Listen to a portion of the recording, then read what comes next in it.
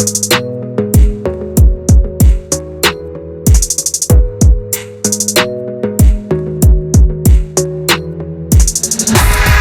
everybody! It's another time for Career Conversations with Dupe, and I'm always so excited to put this together and, of course, reaching out to people from different parts of the world. So, thank you so much for joining today. Remember to like, to share, and to subscribe to this channel so that you get to know about every content that we upload on a weekly basis. Also, if you have specific questions you would like us to take on this channel, please send your questions to info@dupeakinsiun.com. Just pay attention to the email address you can see on the screen right now, and please send all your questions. We're going to take them, okay? All right, so I'm going to talk about what we're going to be talking about today. What is that? It's still me trying to deal with all of the things I want to share with you today. But today we're going to be talking about one major question I get asked a lot of time by professionals just starting out and from even established professionals. Now, let me give you a bit of a context. A lot of people, especially where I come from, I grew up in Africa, Nigeria precisely. We experienced a lot of parental influence in deciding what sort of career we should pursue. So you had young people trying to make a decision on what study, on what course they wanted to study in the university, and you had parents exercising some level of influence in deciding that. And please note that parents meant well. They wanted their kids to turn out right, but a lot of times people were influenced to study what they really did not desire. Now, for some others, they really didn't care. It was just about let's get into uni. But some others, maybe were able to align with what their parents wanted, and it was what they wanted. I mean, you have different scenarios for different people. And so you now have lots of professionals in the workplace now asking questions like, is this really what I want? Is this how I would have loved my life to pan out, if I knew better then, or if I knew what I wanted. So this question is not just for people starting out, but I believe that people can still live the life they want or pursue the careers they desire if what you are doing today does not quite resonate with you. Okay, so we're going to be talking about how do you identify a path for yourself. How do you determine what sort of career to pursue? I would say that there are four main ways through which you can decide what career you want to pursue if you're currently not pursuing what you want. The first thing is, I would say, you need to do some bit of a research to establish or determine the direction in which the world is going. What do I mean? If you reflect right now and think of the last 10 years, last 20 years, there were certain jobs that did not exist that exist today as a result of a lot of technology advancements, a lot of world dynamics, economic dynamics that have played out over time. And so in the next 10 to 20 years, there are going to be jobs that do not exist today that will be existing tomorrow. So all you need to do is to sit down and say, okay, you know what, yes, I don't like what I want or what I'm doing right now, but to move forward, you need to ask yourself, what do I want? Now, what do I want? You also don't want to start out doing something that will go extinct or that will lose relevance in the next 10 to 20 years, okay? So you want to step back and ask yourself, in what direction is the world going based on the trends I see around me? Whether it's in your current industry, whether it's in your current organization, whether it's in your country or in your region, as the case may be. Study those trends and ask yourself, what is the future of work looking like? And then, pick and choose and decide which one, resonates with you. Another thing you can do is, number one, you need to sit down with you.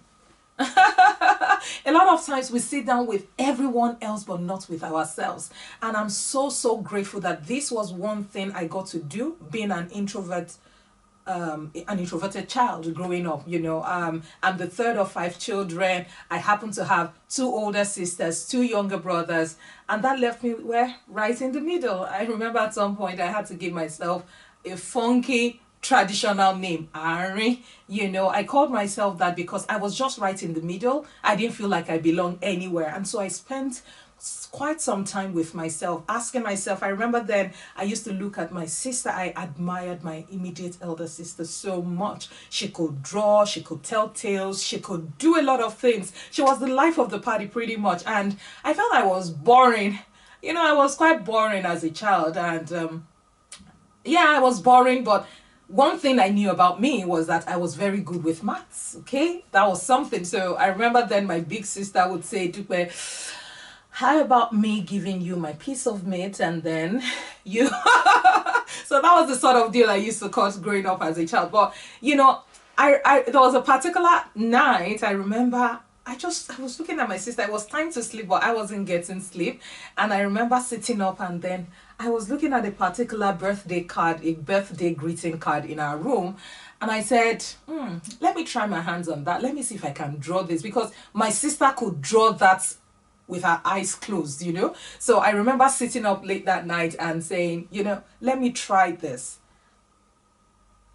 It was a disaster.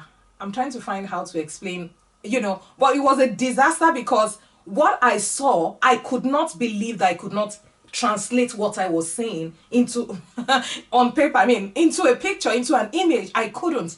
So that night was a realization for me, like, Dupe, you're not cut out for art at all, so don't even try it.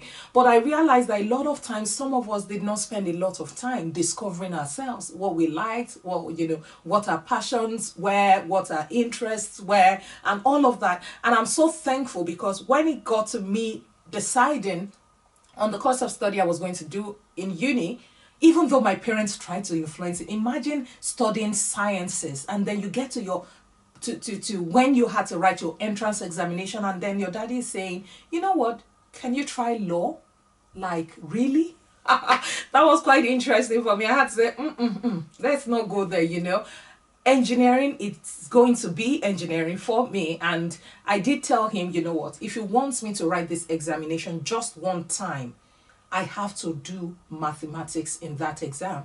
Now, if you put me in law, I'm going to struggle, and I cannot guarantee that I will pass the exam. And so I gave him something he could relate to. I told him, because every parent then didn't want their kids, having to write exam over and over again. So I spoke to something I knew would get his attention, and he allowed me. So he allowed me to do chemical engineering, or to do engineering, because at some point he came back and he said, how about biomedical engineering? Because if you're going to as well do engineering, how about putting in some medicine? I'm like, I don't like biology, I don't like it. I'm not going to pass if I do biology. And so he left me to myself. And so I wrote my exam once and I nailed it at once. And I could do that because I knew me. Do you know you? What do you want? Now, the interesting thing is, I got to the third year in uni, and then I lost my dad. And I remember how that made me feel. It was me realizing that I'm grateful that I did not live my life for my father. I'm grateful that I made a decision that I wanted. Now, you may be there right now saying, you know what, I think I'm doing this for someone. I'm doing this because I'm keeping up with some impression. I'm keeping up with, how people will see me or perceive me. No, sit down and ask yourself, what do you want? What are you good at? And how can you make a genius out of that? And if you find that thing, then go ahead and serve the world with your genius. Now, once you've identified what trends, the world is moving to, and which one catches your interest, or you've identified a passion or something that interests you and you're going for it, another thing you can do is to just pay attention to what you studied. Sometimes it's that simple, right? Some people studied accounting, or studied sciences, or studied medicine, or studied law, and all of those things, languages, whatever. Sometimes that can be it. So some people are actually practicing what they studied in school. So it can be that easy, all right? It doesn't have to be rocket science. So if that is where you're starting, then please go ahead. Now, sometimes some people are stuck with, I have a passion in this area, but this is really what I want. Now, do you want to spend your time, chasing, what you're passionate about?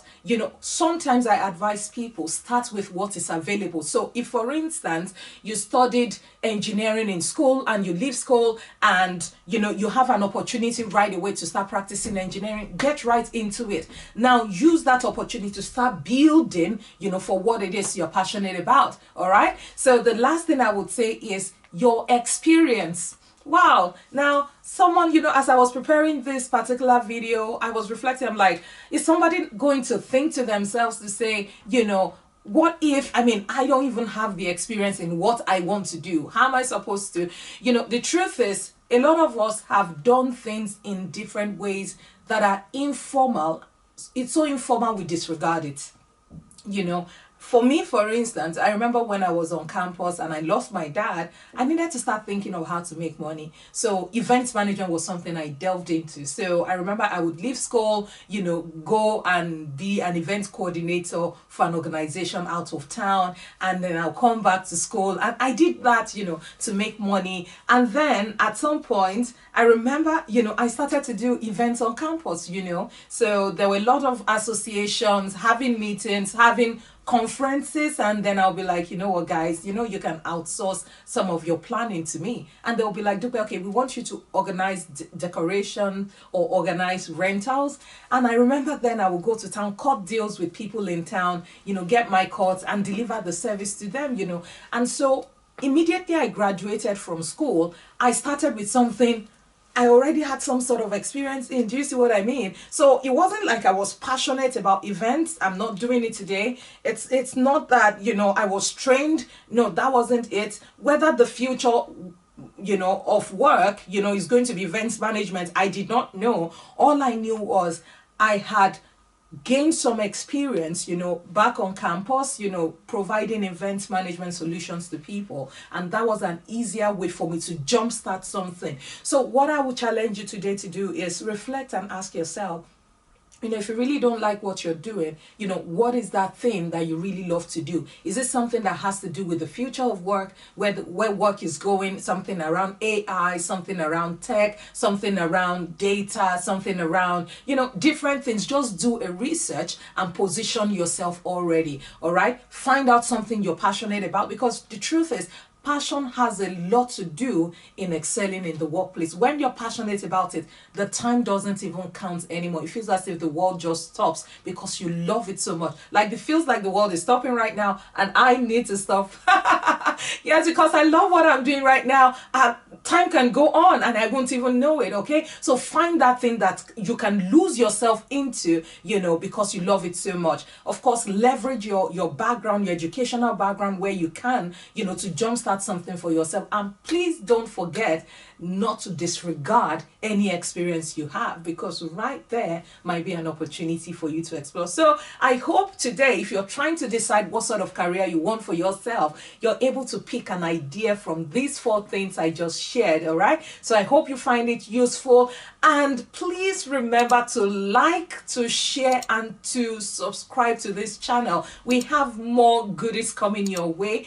And if you have questions, any burning career question, please feel free to send your questions to this email address scrolling on the screen, and I will be very, very glad and honored, to respond to your questions. So thank you, and see you next week.